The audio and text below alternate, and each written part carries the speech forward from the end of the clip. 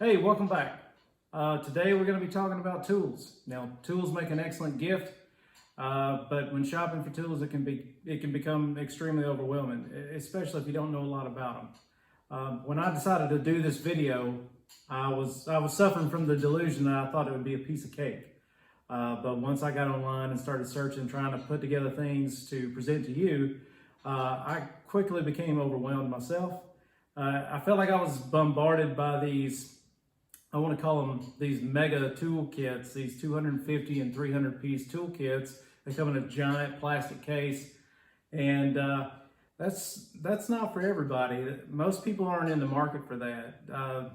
That's just something if you've got zero tools and you want to get a really big start on it. So what I had to do, I just had to get offline and go to the stores and start searching, looking for things I could put my hands on. And I've come up with 13 what I feel like is really good ideas. I live in a very small town, so there's not a lot of choices when it comes to buying tools. I went to Lowe's. We have a Harbor Freight and Tractor Supply and stuff like that, but we do have a Home Depot, but it's about an hour from me. So anyway, usually if I'm shopping for tools, I'll go to Lowe's. So that's where I went to do all my research for this video. Now I stayed away from Harbor Freight, and the reason I did is I do shop at Harbor Freight and I do buy tools from Harbor Freight, but just I'm real selective on what I buy. The quality on some of the tools just isn't there. Now I know nearly all the tools are made overseas, but there's various forms of quality, let's just put it that way. And Harbor Freight tools have gotten a lot better over the last few years, but if you just stick to, like, say, Lowe's or Home Depot, stuff like that, that's a good middle of the road. They sell a good variety of middle of the road tools.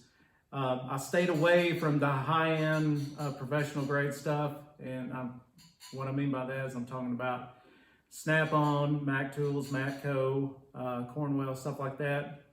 Though the reason I did that is those tools aren't available for just everybody. You buy those off of a tool truck. If you don't know, there's a tool truck that comes around to mechanic shops and collision shops, stuff like that.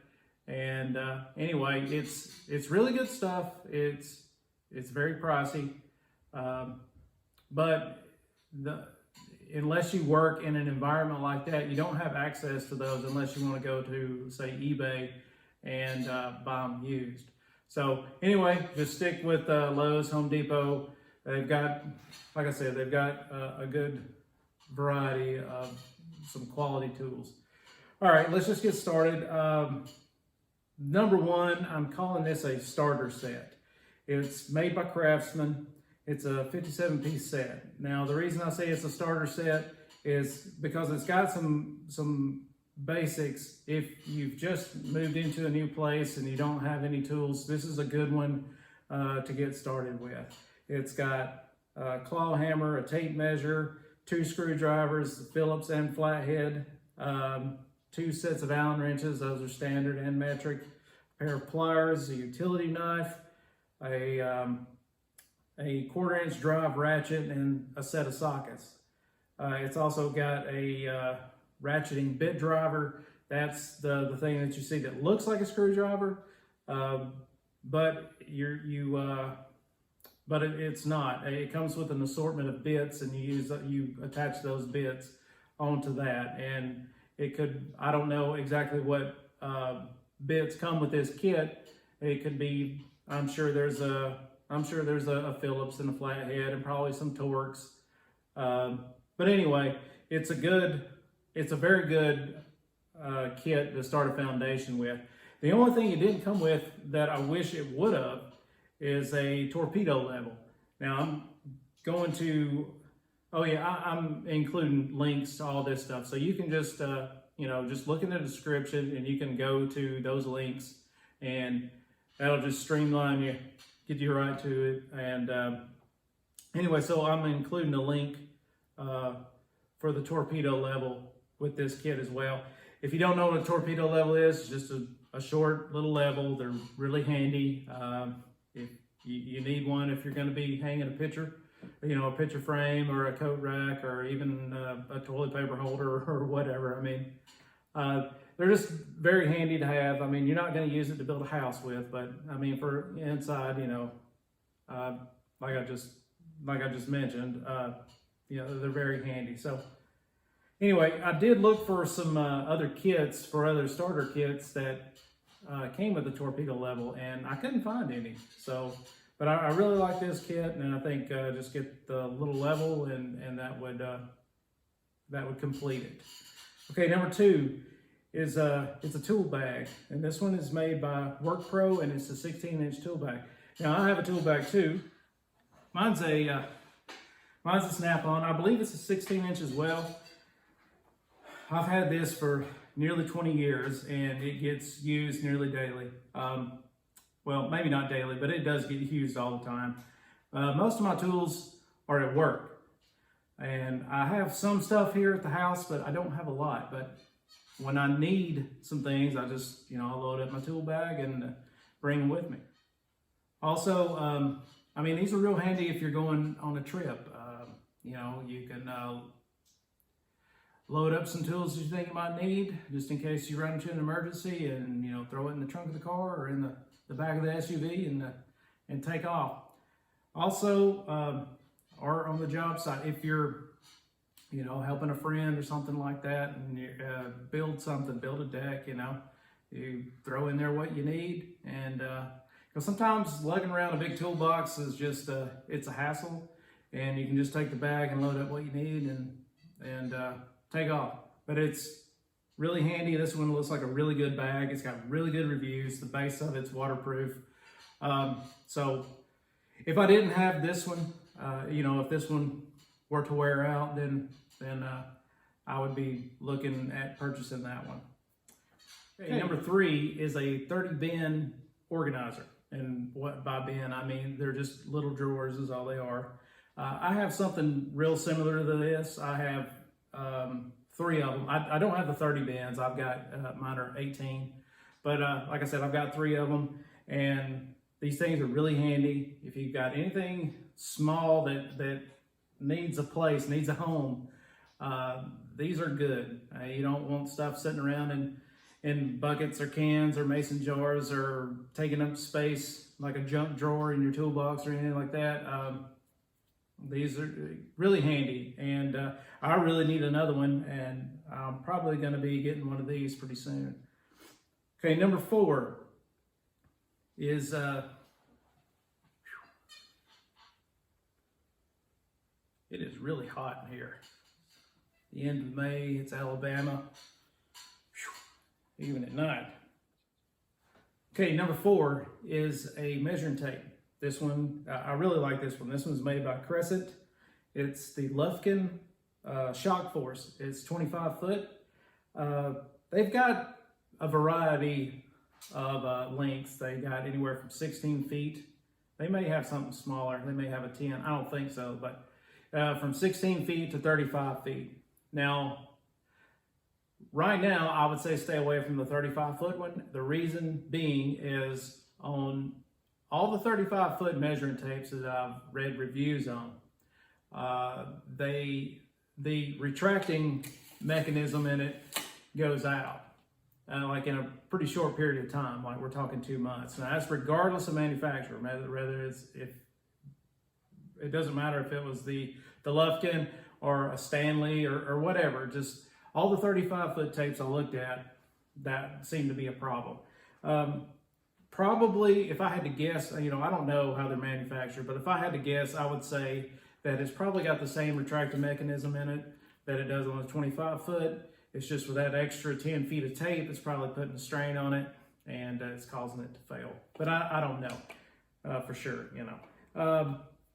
It's covered in rubber, and it's got some metal bands in it that you can see, and they claim that it will withstand a fall of It's either 100 feet or 120 feet. I don't remember. I should have remembered that, but I don't. I should have it written down is what I should have, but I don't. Anyway, it's 100 or 120 feet. I want to say it's 120. Now, I don't know how many of these they had to drop before they found one that would survive the fall, but anyway, that's what they claim. But I do know this, if it's a tape measure, it's going to get dropped. Worst case scenario, it's probably just going to get dropped off the top of the ladder or the roof, but I doubt you've got a 100-foot high roof. Well, maybe you do. I don't know. This one, the tape is black, unlike this one. This is an old school one. But the tape is black and the numbers are yellow, and they're huge. They're really big, and really easy to see. I really like that. And the bigger numbers, I mean, hey, as you get older, eyesight gets a little worse, so that's a good thing. The bigger numbers is a good thing, not losing your eyesight.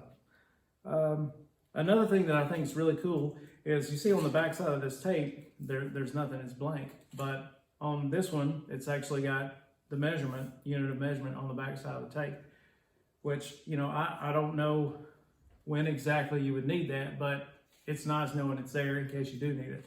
Another feature is, say this one, the hook, it's just got a hook that goes one way, you know, you hook it and then you pull your measurement.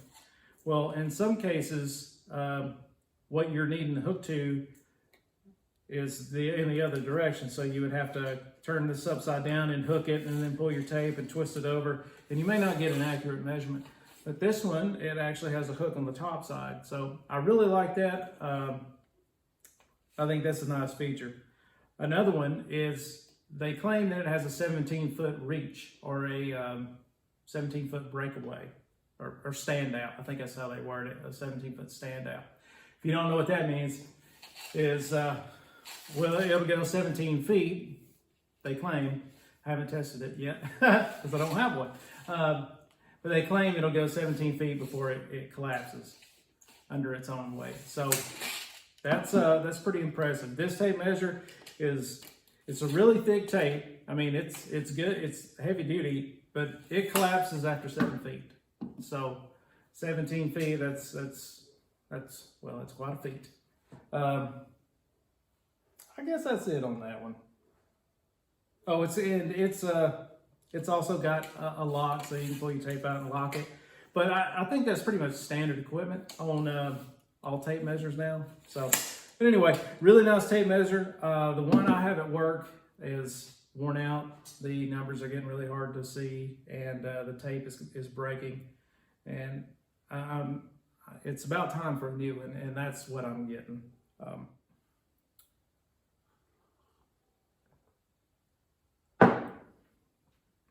Okay, number 5 is a cobalt lock back knife. Basically, it's a utility knife that looks like a pocket knife, really, is what it is. I always carry a pocket knife with me, but I don't always want to use a pocket knife. It depends on what I'm doing. Let's say if I've got a package comes in and it's got packaging tape on it and it's got staples, I don't want to use my pocket knife to open that up because the staples are going to damage the blade. Well, in this case, this knife comes with a 10-pack of razor blades. It's just, like I said, it's just a utility knife that's in the form of a pocket knife. And if you damage the blade, it's real easy to change. There's a little lever, you push that on the top and it releases the blade. You pull the blade out and throw another one in there. I've got one of these. I don't know if I've said that yet, but I do have one. It's the Cobalt one. I've had it for a very long time. I got it right after they first came out. And I really do like it. I use it a good bit. Okay, number 6. Number 6 is a 8-piece screwdriver set. This one's made by Craftsman. It's just a standard set. There's 4 Phillips head screwdrivers and 4 flathead screwdrivers. Now the Phillips head, it comes with 3 that are, I guess you would say, regular lengths. That's a number 1, a number 2, and a number 3. The number 1 is the small. The number 2 is the most common one. You'll use that one the most. And the number 3 is bigger. And then it comes with what I call is a stubby. It's just a short screwdriver. I don't know what they're really called. I just call them stubbies. But it comes with a number 2 stubby. And the same thing on the flatheads. It's got 3 regular lengths. Man, that's hard to say. Screwdrivers, they come in different sizes, and then 1 stubby. So, but nice set. I mean, screwdrivers, they get wore out over time. The flathead ones, they usually end up at some point in their life, they get used as a pry bar, and you end up breaking the tip off, or they get used as chisels or something like that. And then the Phillips, I mean, they wear out after a while. So, nice set. If you know anybody that's in the need for a set of screwdrivers, well, there you go. Okay, number 7. Number 7 is a ratcheting screwdriver set. Another screwdriver set. This one is also made by Craftsman. It's a 44 piece. Now, what it is like in the starter set that I showed you.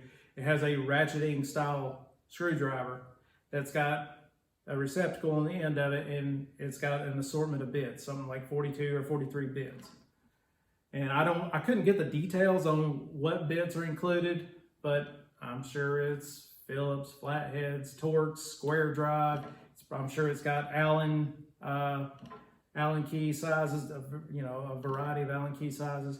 Anyway, stuff like this is really handy. I don't have this kit, but I do have an assortment of bits that I keep. It's like in a little holder, and I keep it on top of my toolbox at work. And I don't use it every day, but I use it often, and it's nice to have. I mean, it's not something, like I said, it's not something you're going to use every day, but when you need it, you need it. And anyway, this is a good kit. So, moving on. All right.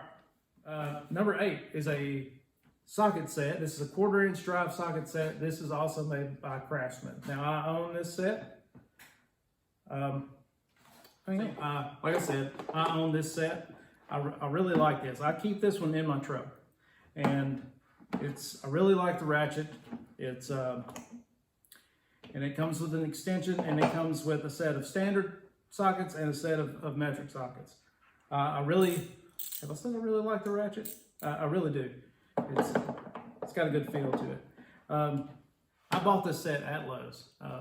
I was there one day, and when I came out, the truck wouldn't crank.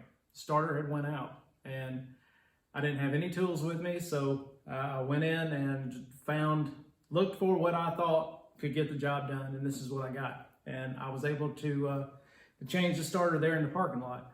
So ever since then, I keep it with me. Now, it's not what I would say is a complete roadside emergency kit by any means, but it is very handy to have around, and I actually use it quite often. If I'm got to do some work, say on my son's bicycle or on the go-kart or something like that, I just go out to my truck and get this, and I don't have to worry about bringing stuff home from work as long as I got that. So it's a handy kit. I wouldn't say it's for everybody, but I like it. I really like it, and I use it. Okay, number 9. Now this is what I am going to refer to as a roadside emergency kit.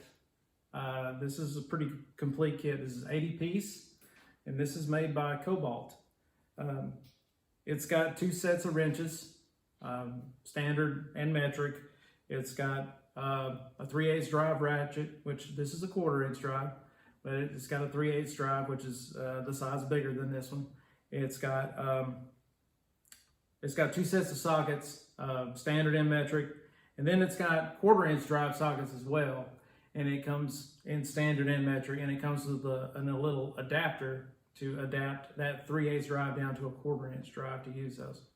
It's also got a spark plug socket, and its use is in the name. It's to remove and install spark plugs, and it comes with an extension. It comes with a bit driver as well. It's not a ratcheting one. But still, and it comes with 2 different assortments of bits, and I couldn't get the details like other kits that I've listed. I wasn't able to get the details on what bits are included. But anyway, just in a little assortment. Like I said, I think this one is a really good roadside emergency kit, one to throw in the car before you go on a trip, especially. I mean, it's one thing if your car breaks down and you're close to home, you know, you're in your hometown. But if you're, say, out on vacation or something like that, I mean, man, you hate to spend money on a rollback to take it to a mechanic shop, and when you can have the tools right there. And you never know when something's going to happen. I mean, the alternator could go out, the water pump, or or you could split a radiator. If you've watched my alternator replacement on my wife's Jeep, I tell a little story about a radiator splitting whenever I was about 2 hours from home. So I wish I would have had that kit with me. Things would have been a little different. But that's beside the point. Okay, number 10 is a drill bit set. This is a 29-piece drill bit set. It goes, the smallest bit's going to be a 1/16 of an inch, and it's going to go all the way up to a 1/2 inch. And now this is made by Viking, and the cool thing about Viking is it's made in the USA, St. Paul, Minnesota. And all the reviews that I've read on these drill bits are really, really good. Now, if you know anybody that's like me, they've probably got a lot of missing drill bits, and they've probably got a lot of broken ones that need to be replaced. I know I do, and I am in the market for a new set of drill bits, and these are what I'm going to get. So anyway, yeah, if you know anybody who needs drill bits, I would say go this route. Number 11 is a cordless drill. Now, the one I'm suggesting is made by Porter Cable. I own a Porter Cable cordless drill, and it gets used nearly every day. I've had this for several years, and I don't know if you can tell on camera, but it's dirty and it's worn. It sees a lot of action. But I really like it, and when it eventually gives up the ghost, I'm going to get another one. Okay, I'm including links to 2 different drill kits. Okay, one has just a single battery, and the other has 2 batteries. Both kits come with a charger, and both kits come with the 20-volt lithium battery. Now, a single battery is going to be fine if you don't have a lot to do. And it's a cheaper option of getting a cordless drill, and then on down the road you can buy another battery if you want. But if you've got a lot going on, let's say if you're building a deck or something like that, it's good to have 2 batteries. That way you've got one on charge that's ready to go, and whenever this one wears out, then you just swap them out and keep rocking. The charger has what's called a standby mode. And what that is, it's kind of a built-in, it's not kind of, it is, it's a built-in battery protection. Once it gets fully charged, it goes into the standby mode. Because a lithium battery, you can't overcharge them, just like your cell phone. If you overcharge it, it damages that battery, and then it decreases the battery life. So anyway, that's a really neat feature because you can just plug it up and forget it. Just put it on charge, and then once it gets charged, it's fine, and it'll be there waiting on you whenever you need it. So, I don't know if you can buy a Porter Cable drill without a battery, but some cordless drills you can. You can buy without a battery, but I wouldn't do that unless the person that you're buying the drill for has another battery-operated tool. But make sure it's the same manufacturer. What I mean is, if they've got, say, a DeWalt jigsaw, battery-powered jigsaw, you wouldn't want to get a Porter Cable drill, because then you've got 2 different batteries, 2 different chargers, and more counter space is being taken up.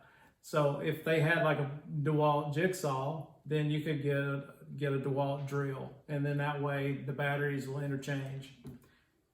And then you could buy one without a battery then, because they've probably already got a battery. Or, you know, if they've only got one for, say, the jigsaw, then boom, now they've got 2. Anyway, I think you get what I'm saying. Number 12 is a creeper, and this one is made by Jegs, and it's called a 2-in-1. And what it means by 2-in-1 is it converts from a creeper up to a roll-around stool. Now, I mean, there ain't much I can say about this other than it's really handy. It's really nice to have. If you've ever had to lay on the ground up underneath the car, it's really nice to have a creeper instead of, you know, the concrete. And the roll around stool, that's really nice. If you ever have to work on something down low, sitting on your knees working, the concrete really takes a toll on them after a while. So it's nice having a stool. This setup has a 300-pound capacity. And anyway, it's pretty nice. I mean, I have a creeper and I have a separate roll around stool, but you know, if I were in the market for one, I would probably be going this route. I think the price is pretty fair compared to other creepers that I've looked at. This one right now is around 60 bucks. Okay, number 13 is a LED work light, and this one's made by a company called Dr. Prepare. Now, it's cordless. It's it's rechargeable. It's got a rechargeable battery built into it. I have a work light that's similar to this. Mine came from Harbor Freight. It has some of the features, but it doesn't have as many as this one does. I really like this one, and I'm wanting a different one, and I'm going to go with this one is what I'm going to do. But it's got a magnetic base, and it's also got a hanging ring. If you look at the top of it, it's got a metal loop. And that's really handy because sometimes in areas you just don't have a piece of metal that you can stick the thing to. So it's nice to have a different way of mounting it in the work area. On the tip of it, it's also got a flashlight. It's real small. The work light that I have also has this little flashlight. It's small, it's not very bright, but it is useful. I do use it. So it's a neat feature as well. Okay, well, that's it. I hope this helps. I know, like I said in the beginning, when trying to search for tools, especially if you don't know a lot about them, it is extremely overwhelming. And like I was talking about the mega tool kits, what I was calling the mega tool kits, and those big plastic cases, that's part of the marketing is those cases. They're calling them blown plastic or something like that. And those have a life to them where they just, they don't hold they lose their holding retention. I guess that's one way of putting it. And what I mean is it's got a little pocket for all the sockets. And it's got a little pocket for all the wrenches and stuff like that. Well, after a while, those little pockets just don't hold anymore. And you open up that giant case and you've got sockets laying everywhere. And you've got to figure out where each one of them goes. And it's annoying. It's a pain in the butt is what it is.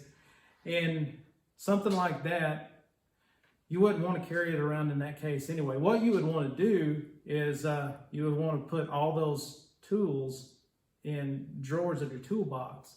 And then if you needed some of those tools to carry somewhere, then you would take the tool bag like I showed you and put what you needed in there and then take it to where you need to go. But anyway, that's it. Like I said, I hope this helps, and good luck. I'll see you on the next one.